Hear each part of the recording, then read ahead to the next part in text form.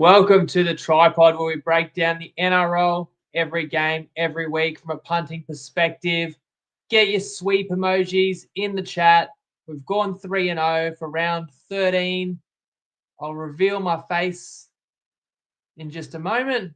Here I am, guys, here to break down the quite an exciting round 13, post-Origin, some fireworks in the most recent games. We'll talk about that one first. Raiders 26 beating the Roosters 24. But as we always cover the results, I went 3-0 with the Dragons. Easy as you like win Friday night, covering the line against the Knights. The Knights only score with 10 to go when it was already 20-0. So Dragons cover the 5.5 start there. Then we get the backdoor cover. You love to see it. West nearly pulled off one of the comebacks of all time. It was a 26-point deficit Tigers found themselves in. So that was 32-6. And the Tigers actually nearly won the game. But for what mattered for us was covering the plus 8.5 with a 32-28 defeat in the end. But talked about that best bet. We'll get more into it. But just expecting Tigers to fight hard this weekend. That's all we needed. That's what we got. Of course, we're going to talk Broncos. That's probably what tonight needs to center around because that's probably the biggest storyline of all. I stayed out of that one. I would have been wrong. I thought Brisbane was going to win that, but I admitted in the preview I haven't been picking Brisbane games too well. So Manly thumps the Broncos. Let's dive into that. Let's get your thoughts on that one as well, guys. And then the Savo, we needed the Warriors to come through. And look, I think we're on the right side there. Yes, you're going to tell me, you get some late tries by the Tigers to win, and the Warriors only covered by 4 points. But the Warriors did lead the game for the whole second half by 2 scores or more. It's actually 7 tries to 5, and that's including a try by Latrell Mitchell with 3 minutes to go. Look, the Rabbitohs are a sort of team that makes you really earn it, made us sweat. Not going to say it was easy start to finish. The Warriors were down 12-4 at one point. But it's also a game I expected the Warriors to win, and I was mighty impressed. I think the Warriors haven't won 4 straight in Sydney for 30 years. So we're happy with that, 3-0. We're about to, as someone says, another 2 points for the Finns. So lots of positives, guys. But can I start on a little somber note? I'm sorry, because I've got news I want to share, and it's regrettably so, but I really have given this much deliberation. I'm not going to be able to keep doing the rapid reaction pod sort of every week live like I have been. And I was thinking about it. I don't reckon I've missed a show for like 6 years, recap or preview. Maybe I get a show in here or there, but don't expect it. I know people sort of keep this window open. I really appreciate you, especially you tune in live and you're expecting this show always within 15 minutes of full time. So I'm just going to say, don't expect the show moving forward. If it pops up in your feed, you might get a bonus show, perhaps. And it's a personal decision, but basically to keep it 100 with you guys. Like when I've realized that, the opportunities with the pod were limiting this year, I've had to pivot into sort of picking up extra work opportunities where I can.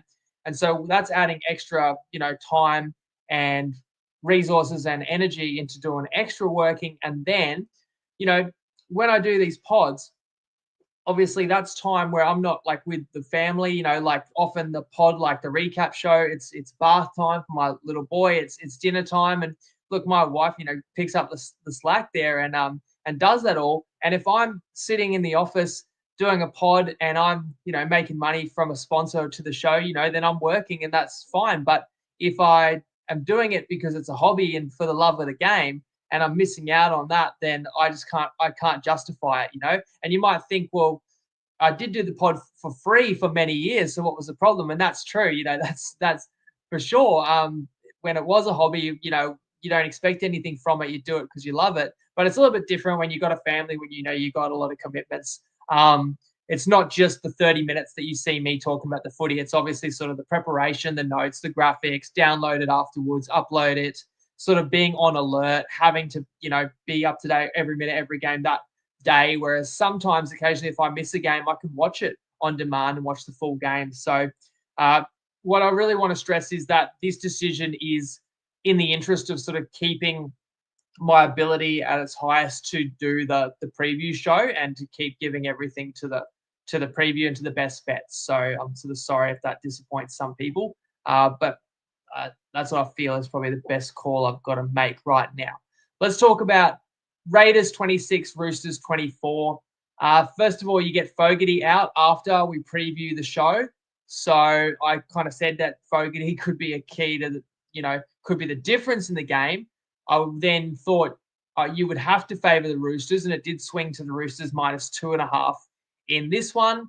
And the Roosters got a good start too. But boy, this game had some swings back and forth. Once again, you take your hat off to the Raiders going over and winning that game in New Zealand last week, especially being down, 8-0, 10-0, down a man in a tough environment and an intimidating environment, and you get that win. And this is a really tough game too. And you see, like, the Roosters have got international players, a lot of Origin players, a lot more than the Raiders. And the Roosters got a good lead and had some moments in this game that, a less experienced or less confident side wouldn't have recovered from. But first of all, TUES, is it a controversial try? Because I thought he might have spilt it, but he high points the ball like just about no other when he gets up and his body just keeps going up. The athleticism is ridiculous.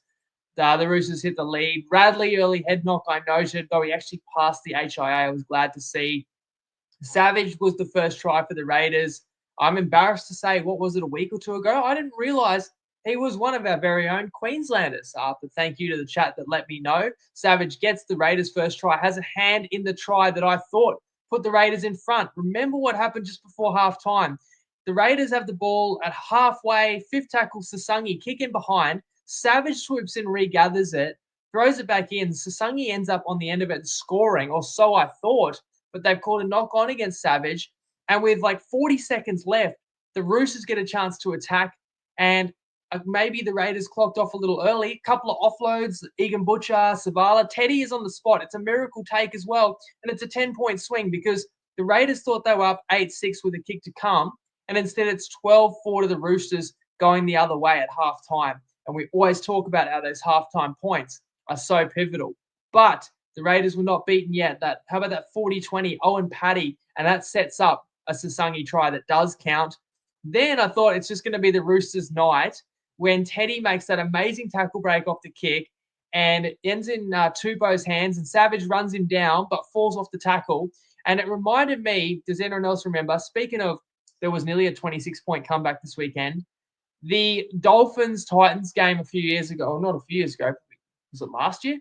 Where the Dolphins came back from 26 points down but blew a try where Rob Jennings had the try line begging, and he somehow thought he was tackled and just didn't get up and ground the ball. And that was like Tupou in this one. He's just waiting. He's submitting. And two different defenders slid past, and Tupou looks the ref in the eye and he says, yeah, it's play on. So he grounds it. And that gave the Roosters like a 10-point lead. But then we get bang Raiders tries that Tamale, like he's a gun as well in the left wing, keeps it alive. Who else but Huddy Young's going to pounce on that? And then Owen Paddy with the pivotal assist with the grubber in behind for Tapane. Then the Raiders nearly had 3 tries in 5 minutes when they make the line break and just get a bad bounce. Otherwise, Kyle Weeks is going to score. But 2 minutes later, Kyle Weeks sets up ultimately the clinching try from his own 20 with a line break. And I was thinking about Kyle Weeks, and the form that he's in, and the Raiders are now, second on the ladder. And Kyle Weeks reminds me of Nico Hines when Hines was fullback at the Storm. Just the way he glides around the field, seems to have time, but is genuinely a powerful and fast athlete too. Mind you, Weeks did drop a bomb with a minute left, and Toya actually scored from that, and the Roosters got within 2 points, had a small chance, but didn't get past halfway in the one roll of the dice set. So that does mean the Raiders win. The Raiders have won 8 of their last 9. The Raiders have won 5 in a row away from home, and that was despite big swings against them that, as I say, other teams would have certainly blinked. So that's mighty impressive by the Canberra Raiders. Genuine, look at them, definitely top 4 side, but why wouldn't you give them a hope of sort of going all the way to a grand final this year? You can't really deny them. And last couple of weeks have been especially impressive. let's swing all the way back to a team that's not impressive at all. Like, I hate to sort of focus on the side that lost, but occasionally it's just for whatever reason, that's just what you to forefront of mind here. That's on Friday night. Dragons 20 beat the Knights 6. Best bet was -5.5 with the Dragons, as I said. And my first note is just how bad are the Knights? The Knights are just hot garbage. The one win is against Penrith's B side, and I picked that last week in an Origin-affected week, and more on that in a minute. And then you got to go back a few weeks, and the Knights did win at Magic Round against basically South's B team. Who was in for Souths? Remind me who played for Souths at Magic Round. Because there's not many players, and certainly not many of their headline acts. And yeah, the Knights did look good on that day, but anybody should have beaten that Knights team. And again, anyone should have beaten that Souths team. And again, you can pick up as well that when the Knights have won, like that Rabbitohs game, Magic Round, the Penrith game, like I was on them for best bets because they were really winnable games. So I wasn't that impressed when they did win them. Now, mind you, Kalen Ponga gets ruled out of this one. I didn't actually catch the line late, guys. So obviously the best bet was -5.5. And I actually said on Thursday, if someone like Ponga doesn't play, massive advantage, but I expect he'll play. Does anyone know what the line got to? Did it get to sort of 8.5 in this one? Because, again, it's really a no contest. The Knights have actually scored a few of their tries this season inside the final 10 minutes in games where the score had already blown out. So if you look at how bad the Knights' attacking stats are, and they're probably averaging like 2 tries a game, honestly, half of them are garbage time tries when the opposition has put the cue in the rack. As Ryan says, saw the line get to -9.5. And Peter V'landys says, yeah, got out to 8.5, as confirmed by Brant and Colt. So appreciate you guys are on the ball. So, we get closing line value, but I'm not going to brag about that when you get real lucky with a player being held out because he had an ankle complaint.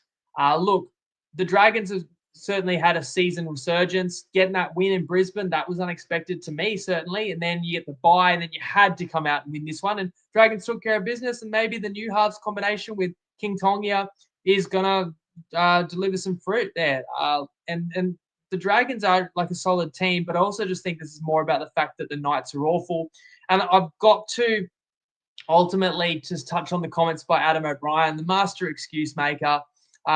This wasn't because the Dragons were better than the Knights. This was a schedule loss because it's not fair on Newcastle that they had to play 2 days after Origin with all of the Knights' one players that had to back up. Yes, he's the most important player, but equally, not equally, but equally in terms of personnel numbers, Val Holmes had to back up for the Dragons. And O'Brien even says, they had one, but he's a centre. Okay, so a centre doesn't mean anything, right? But for O'Brien to suggest that, well, we had to rest Ponga because of the schedule, that's why we lost, as if you think Ponga would have scored the Knights, 3 extra tries? And also, are you that tone deaf that you didn't remember a week earlier you beat Penrith? How did you beat the four times back-to-back champs again? Maybe because they had 5 of their Origin players out, probably didn't hurt in Bathurst. So O'Brien can blame the schedule when it suits him, but the schedule might have saved his career a few more weeks because the Knights won that Penrith game where I said if they lose that, leave him in Bathurst. So I hate to say it, but the master excuse maker, it is tough times for Knights fans. And I know there's a few diehard Knights fans who follow the pod every week, including, our GOAT admin, Danny Lever, who, is doing it tough. And I really don't have much to say to you. Like, you better hope Ponga's going to sign long-term because obviously you've put your whole future into Dylan Brown, but 1 or 2 players isn't going to save this side. And O'Brien's somehow done the bare minimum to just keep getting re-signed and extended. So they've got to pay him like $2 million if they want to move on. As James Graham says, AOB worst coach in Southern Hemisphere over the past 30 years. Peter V'landys clutching at straws. And it's just unreal how he just manages to always find an excuse. I've talked about O'Brien before, like probably too much where people think it's personal for me, but it's like, the Knights will lose the game 30-20 and O'Brien will be like, oh, in the periods of the game where we scored, we like played really well. It's just the problem was just the periods outside of that. Like, you can cherry pick anything. But I think people are starting to probably sour on that. And if you're a Knights fan, you're hoping that, yeah, Ponga can somehow still be sold on the future. You're hoping that Ponga bought into the idea of getting Dylan Brown, adding another weapon. But it's more than one or two players is going to fix this team. Strong win for Dragons. Sorry to sort of spend more of the time talking about the losing side there, which I may do a little bit again when I move to Titans Storm. Hey, you know what? I actually have a right to be a little bit annoyed this week since I went 3-0, and the two other games I was closest to playing was Raiders at Pick'em and Storm minus 11.5. And in both cases, I said they just feel a little bit too obvious. I'm going to leave them. And the Storm covers by 0.5 point and the Raiders cover by 1.5 points. But look, that's how it goes. I just didn't quite have the confidence there. And I'm not sure if the Storm should have covered. In fact, I'll probably say, considering the Storm scored 2 length of the field intercept tries in this game, and considering that the Titans are the masters of self-inflicted wounds, the Storm probably lucky. Now, in rainy, miserable conditions, you can still say Melbourne scored 28 points. But again, a couple of them are the Titans spilling the ball into the Storm's lap. Honestly, it happened at least twice, and then there might have even been a drop ball that the Storm returned the other way as well. So the Storm were not impressive at all. The Storm was sloppy. The Storm were actually right for the picking here. Grant didn't play. Coates didn't play. Now, what hurts the Titans a lot is AJ Brimson gets a concussion in training like the day before the game. You don't need that. You got an opportunity against the Storm. Well, both sides, to be fair, had 3 Origin players to back up, but the Titans didn't have the luxury of resting anybody. So the Titans reps did play, and this could have been a lot closer. But yeah, there's multiple moments where, like, if Kelly can jump on a loose ball, he scores because the Storm actually spilled it or threw a pass that didn't go to hands. And Kelly's just got a roll on the ball and ends up in the in goal, but he spills it. And then a couple of minutes later, the Titans are dropping the ball into the lap of Farlongo, and he's running it the other way and scoring. And then if that's not bad enough, Titans give up a back-breaking try on the stroke of halftime from dummy half to Wishart. And then the second half, the Titans think they've scored from dummy half. It was Verrills, I believe. And tough call. I know Des hated it from the bunker. Overturns the call. And then a minute later, it's another intercept try by the Storm, and it's like a 12-point swing right there. So that's the difference in the game. So I think the Storm could just be happy to win ugly. And look, I do watch the Titans and say to myself, they'll beat a good team here or there because they actually have some good footy in them. And once again, they score 3 tries against the Storm defense, but nobody shoots himself in the foot like the Gold Coast Titans. Colt, he says rough watch. Lucky Storm were awful. Yeah, that's what I mean. Storm made a lot of errors, actually gave you a real chance. He says Big Tino was huge, but what else is new? But geez, it was a painful watch for the Titans perspective, just wanting them to make a game of it. And when they looked like they kept threatening, then they'd suddenly just gift the Storm points the other way. Let's move to Cowboys Tigers. So look, I don't want to take away from the Cows. Good bounce back home win. I think last time the Cows were at home, they were pumped by Manly.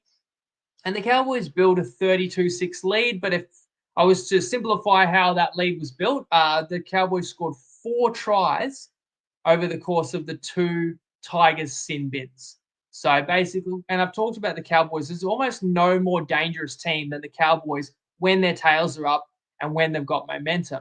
But what I've also said about the Cowboys is they don't really like defending and doing the tough stuff when they need to. And obviously, the Cowboys relaxed a little bit, and we got our value for money taking the plus 8.5 with the Tigers. And when I say we, once again, the sharpshooters, when we agree, that's a ridiculous record, getting close to 90%. And Benny Howard was also on the identical play as myself this week with the Tigers. And look, I don't think Padonis got us his tip this week, but in the group, he sort of went the other way with the first half line, which I was very close to taking. And I've been burned multiple times by that this year, where I take a team first half and they cover for the game. And that's what happened to Padonis, unfortunately, where we benefited from the back door. But I like the fact that Tigers were going to keep fighting. Look, I've got to say, you lose Galvin. Mason is a nippy 5'8", Pete V'landys said I turned off after 32-6. But if you kept watching, you had the feel that the Tigers could win. They played some unreal footy, some inspired footy, and some nothing to lose footy.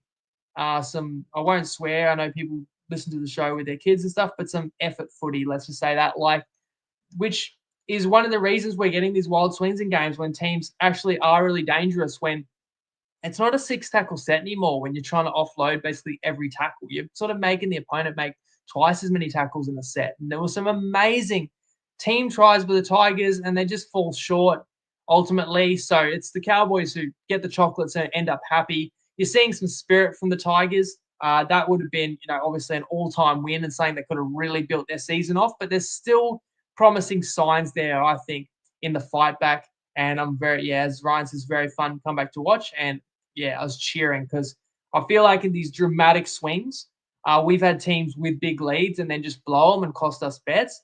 But I don't feel like we've had a team that just looked totally out of a game and then swung it and actually won us the bet. So glad to be on the other side of that. All right, we've got to spend a minute on this next one at Brookie. Broncos went down 34-6 and were woeful. Again, I'm sorry if I focus on the team that lost a little bit too much, because the credit is deserved to Manly for sure. Look, one thing, Madge's bold move puts Arthurs at fullback, and he got absolutely tormented by DCE's kicking game. But DCE's on the front foot with every kick because the Broncos pack is out enthused. That's despite the fact that Haas was there and giving it everything as usual off the back of man of the match for Origin. Carrigan backs up. But the Broncos, to me, they look like a side that lacks energy and looks slow. And I always talk about how teams can dominate games with line speed, and that's not there for Brisbane. So on paper, I put the question out there, is it the players or is it the coaching? What's wrong with Brisbane? And some people really respect the Undertaker saying Brisbane's just not that great. They're like a average to below average team that people are expecting to contend for a comp. So people think too much of them. But I sort of go, well, the team's not that different from the side that basically had the minor premiership one before resting and basically had the grand final one before getting Nathan Cleary in 2023. It is a pretty talented roster. So when I see them lacking energy, and I've seen that multiple times, the Broncos have just lost 6 of 7. The Broncos have lost 6 of their last 7. And that's what really grinds my gears too, because I was on the Dogs -3.5, and the Dogs have been unbelievable this year, but couldn't beat Brisbane and got blown off the park that one night. And that's the only time Brisbane's done anything good in the last 2 months. But several games this year, down in Canberra, lose to who else? The Roosters, the Warriors, obviously Dragons last game. But if you're looking like you're down on energy, then I wonder, I just pose the question, because we don't know what's going on inside the walls.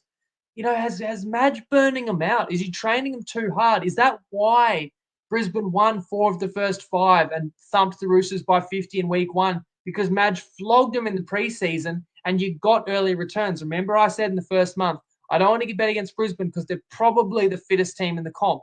But is that already sort of those chickens coming home to roost where you can't sustain that? Otherwise, everybody would flog their players every week if that's all it took, and you were just going to be fitter than everybody else. But you are going to not only get diminishing returns, but you're going to get negative side effects to that, obviously, and you're going to get burnout. I'm posing that question.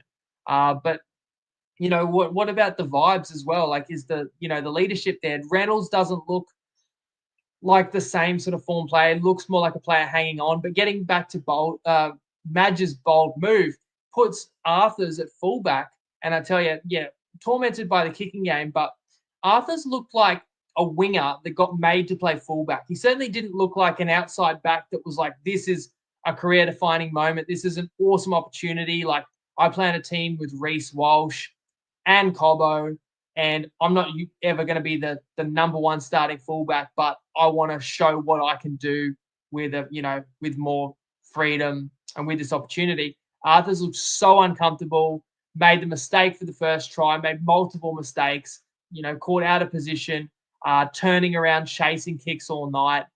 legit looked like a winger that was like basically a fish out of water. It makes me wonder, did Madge just tell him, yeah, you're a fullback this week, just because Madge felt he had to do something? And I tell you what else, the Seagulls could smell the vulnerability. Like they could sense that the Broncos' heads were down, and the Seagulls were all too happy to just kick them while they were down and could smell the blood. And I've talked about the Seagulls being a bully. Like when the opponent is down on energy, the Seagulls can actually really make you pay. Olaquatu, that's why I just like would have had to have him in my Blues 17. He's unstoppable. I think he had a double last night.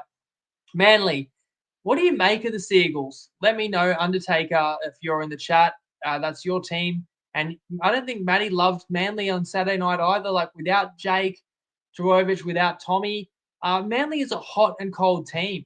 I mean, what was it just last week? Losing by 20 points to the Eels, at home.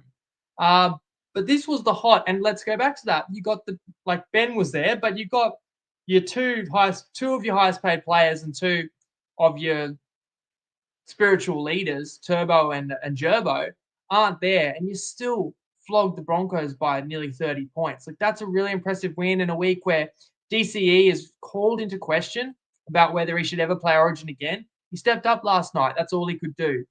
And I want to jump into your questions now, or your comments as well about Brisbane. But look, I didn't pick this either. I will say that. Like, I thought Brisbane would make the top 8 this year. Interesting conversation I've had with people about what's the odds Brisbane makes the top 8 right now. And someone put me on the spot last night. I said 50-50. I said, I reckon it's pick 'em. Brisbane makes the finals or not. In fact, Brisbane's still like $1.70 favourite to make it and $2.20 to miss. So if you think Brisbane a shot, put a line through them, grab that 220. It's interesting because Brisbane plays the Titans this week, which is probably about the most winnable game you could have on your schedule. But if the Broncos lose to the Titans, they're gone. Put a fork in them, they're done. So that's the risk you take. Or if you want to fade Brisbane, do you wait one more week because you think they'll win this week?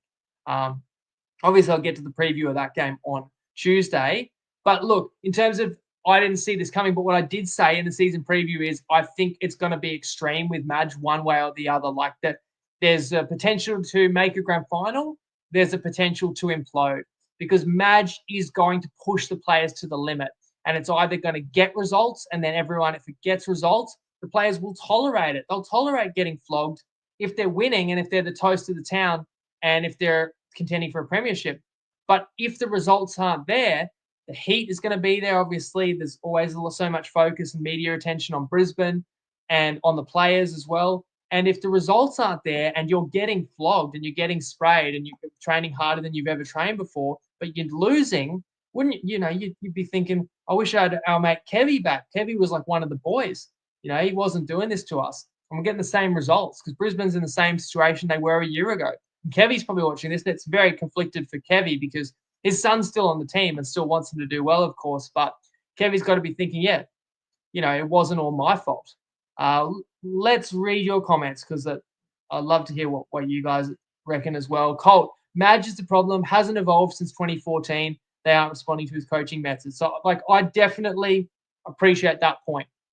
Even in 2015, Souths fell off. If you hear about the 2014 season, it was absolutely ridiculously extreme, and those methods that Madge employed would not work or be tolerated by the latest crop of players, right? So Madge has had to adapt.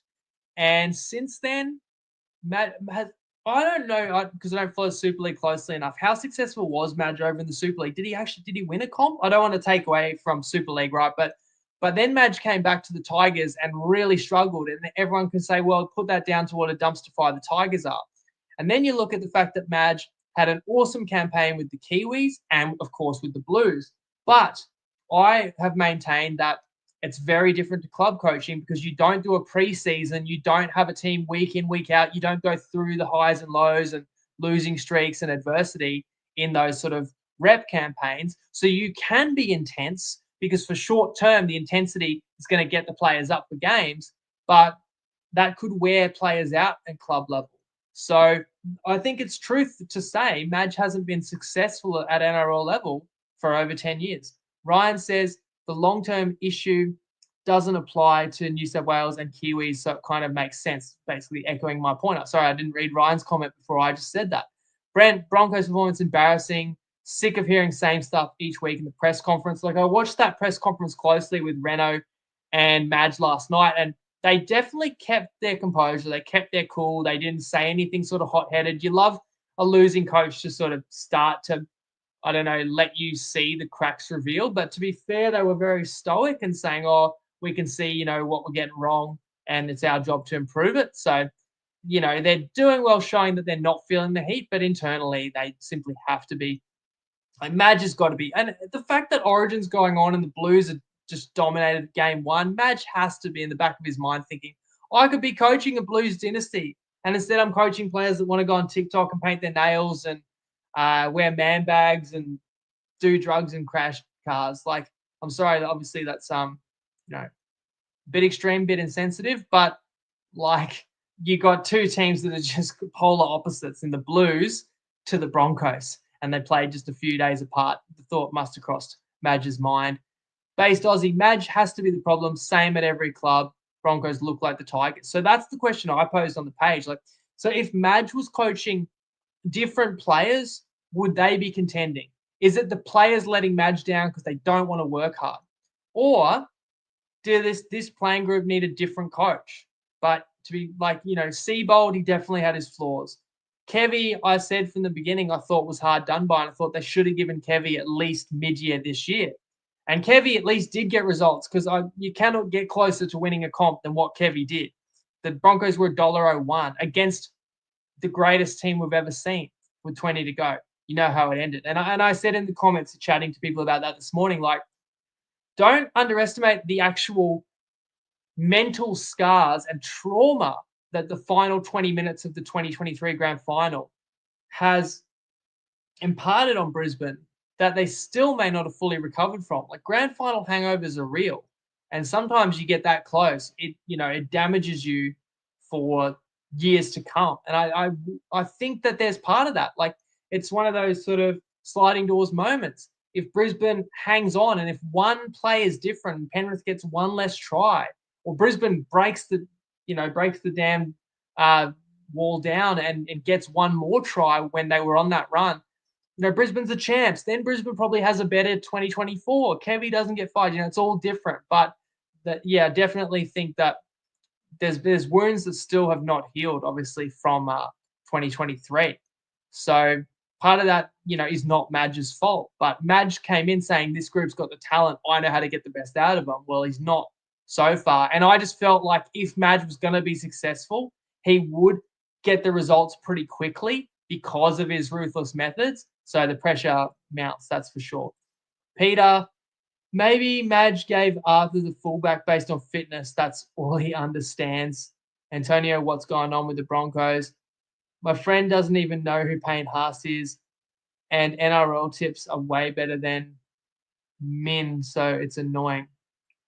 Not sure who Antonio's friend is if he doesn't know who Payne Haas is.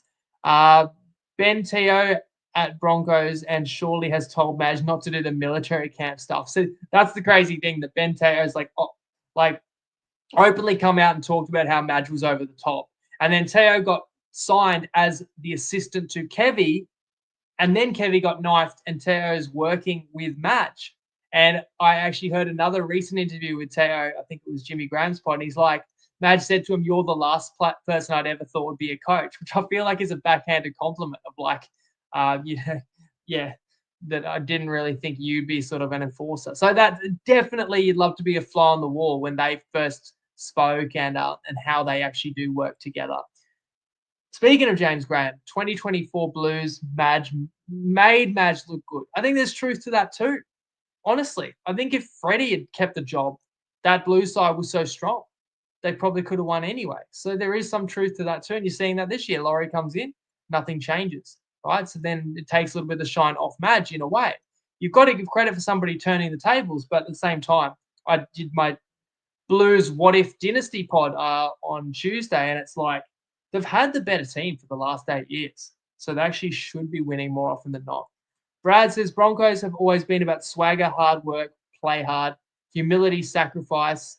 Madge and Dave Donaghy Preach. It just doesn't fly. Nothing but pancakes.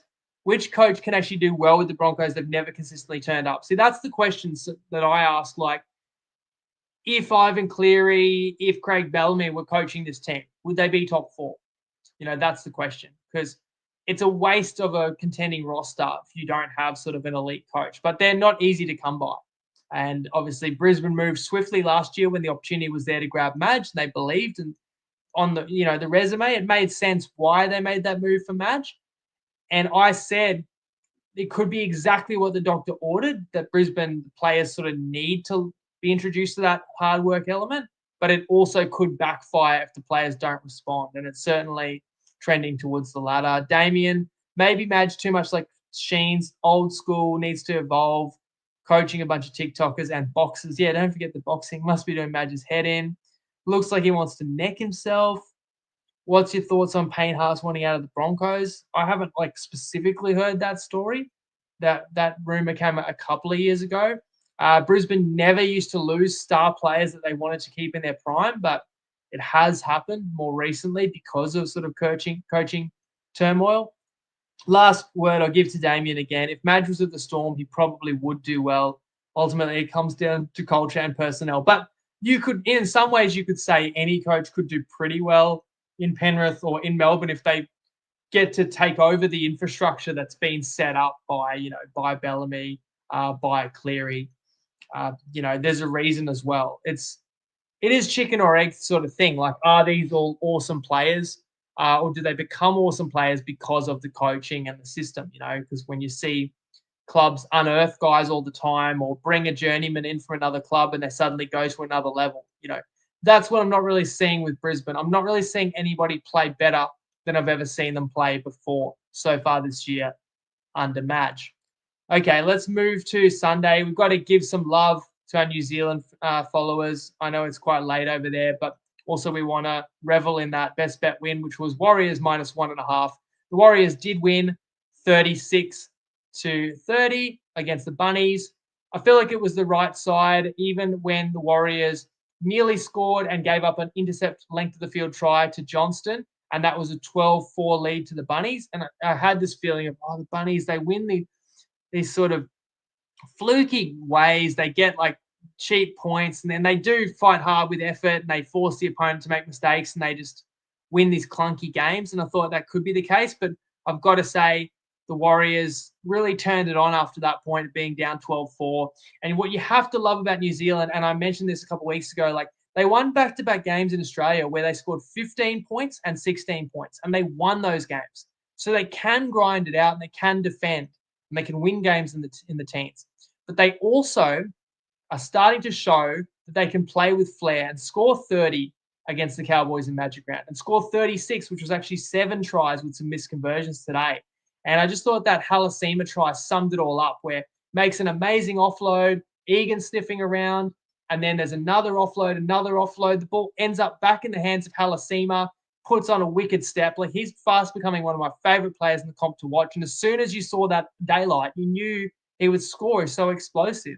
And I thought that pretty much would seal the game. Metcalf went himself from dummy half on his own 20, dummy and length of the field. And, the game should have been over. The Warriors were up 18 points, but you got to give it to the Bunnies at least that they never give up. A sour note for the Warriors is Barnett hurt his knee. I have not heard the severity. You're going to obviously hope the Blues will be able to cover Barnett. No disrespect to Barnett, as good as he is. The Blues got that much depth, but the Warriors need that Barnett injury to not be serious. So that was a down point for sure. Yeah, the Rabbitohs made us nervous. Couple of late tries. Latrell, he doesn't really dominate for 80, but he dominates in patches and he senses the moment, and he got the Rabbitohs close, drilled every conversion, and had a powerful try late. And I just had a feeling, the Rabbitohs will score again. It'll be 36-all, and then the Warriors will win by 1, so we don't cover. Garrett says 2 passes from Trower forward. I was on the Warriors. I wasn't complaining too much about that. But it's a great win by the Warriors. Haven't won 4 in a row in Sydney for 30 years. I know it's a little bit of abstract stat, but it tells you something for sure, because I feel like the Warriors used to sort of leverage a really strong home advantage, but were not reliable winning away from home. But when they're good is when they can win anywhere. And the more you win, obviously, the more games you're not going to have to play away from home in finals. But as good as this win was for New Zealand, I would actually sort of take one step back and say, why was I on it for a best bet? Because the Bunnies aren't that good. And this Bunnies team still has no Cody Walker, no Jack White, So it's sort of like the Warriors also should be winning games like this against an understrength South. If the Warriors, who were full strength today, basically, before Barnett got injured, if the Warriors had lost, they definitely would have felt they let it slip. So I was impressed, but then you sort of like, if you give New Zealand a bit more respect and if you actually buy into the fact that they're a top 4 team, and I know Warriors fans will tell you they're making the grand final, then winning games like today against a Rabbitohs team that's missing marquee players is par for the course. And last game to discuss, it was the defending premiers who got a win, which you'd have to say does keep their season alive. Penrith had to win to keep hope. Look, Para's season arguably was still alive today as well. I said before, Para had like one less win than the Cowboys, who were in the 8. I know I'm cherry picking because Cowboys have got a draw too, but look, the point is the ladder's pretty close. Awesome atmosphere in this Western Sydney derby. I really enjoyed sort of the chess match. Cleary, Moses, kick for kick. Everybody backing up from Origin. And the Eels had their chances in this game. It was 10-6 to Parramatta, and the Para was on the attack with like 20 to go. Iongi nearly put Sam Rani through, and it's going to be a 2-score lead, and Sam Rani spills it. I mean, the pass sort of hit him in the face, I think. And ultimately, Cleary takes over late. And I feel like because we're always watching Nathan, now he gets credit for everything, but it's hard not to notice every try Penrith scored today. Well, the 3 tries Penrith scored, I don't think Cleary had the assist on any of them, but it's Cleary who creates the try. He has a hand in them all. He takes the ball deep into the line and then just puts it on the money and always unlocks somebody on the outside who then has the try assist and sets up the try. So Cleary does that in the first half. I think McLean scores. Then second half, that 40-20 banana kick was a thing of beauty. And then, how about the decisive try? Cleary, fingerprints all over it. It goes Yo to Cleary, deep in the line, out the back to Edwards to Toto. Sound familiar? Yeah, it was like Wednesday night all over again, giving me the sweats just thinking about it. The only difference between today and Wednesday night was Nathan made all his conversions, and that's important as well. All of Penrith's tries were out wide. Nathan's 3 from 3. And you end up leading by 8 late. So every kick is really important. And Nathan actually missed a meaningless field goal at the end, sort of like Origin as well. Although people who were on Blues 13 Plus will tell you it wasn't meaningless. But unfortunately for a Queenslander, I didn't really want to be reminded of Origin. But with all their Origin contingent backing up because Penrith needed them to, they were just too classy. And it does make the season so interesting, the fact that there's teams, all the way down the bottom 4 that you still wouldn't write off, obviously making a push, playing finals footy. And I really can't possibly fathom that it can be Penrith's year. There's too much work to do ahead of them, and they're not the same side as last year. But nobody's going to want to play Penrith in the finals should they get there, right? So that was a big win. Keeps a really interesting season rolling. I'll be back on Tuesday night to preview it again. I'm sorry, I'm just not going to be able to commit to this Sunday night slot. And look, it's not always this late. Sometimes it's earlier, but then, as I said, it's sort of clashing with different family time. And I just want to make it clear that the decision I'm making is so that I can make sure I give everything that the pod needs in terms of my preparation and my energy and my commitment to Tuesdays or, to the preview show to give you as good of a preview as I can and to get the best results for the best bets as I can, hopefully. We're 59% now at this point in the year, which is exactly what the pod has been for the last 11 years, if you look at all the best bets summed up, 59%. For those who, enjoy the recap, whether you're joining in live, I really appreciate you, or you catch it later Sunday, or you watch it on your commute or listen on your commute to work. Like, I am sorry. I wish I could keep delivering it. It hurts me to make this call, and I really didn't want to because I value the audience so much. I don't want to let anybody down, and I know and a pod you enjoy really can brighten up your day. So not an easy call, but please understand it's ultimately for my goal of doing what's best to keep everything else alive, sustainable, and to the standard that you deserve. And that's what I'll aim to do. Be back on Tuesday to do it with you. So, as someone says, why didn't you break down Roosters Raiders? I start with the most recent game at the top of the show. Sorry if that's confusing, but that's probably the game that's on everyone's mind because I always start the recap within 5 or 10 minutes of full time. But having said that, it's going to be on a little bit of a hiatus, guys. And let's just focus on trying to get the best results we can by doing our best work early in the week. Hope you can join me then and have a good week. See you next Tuesday. Lego.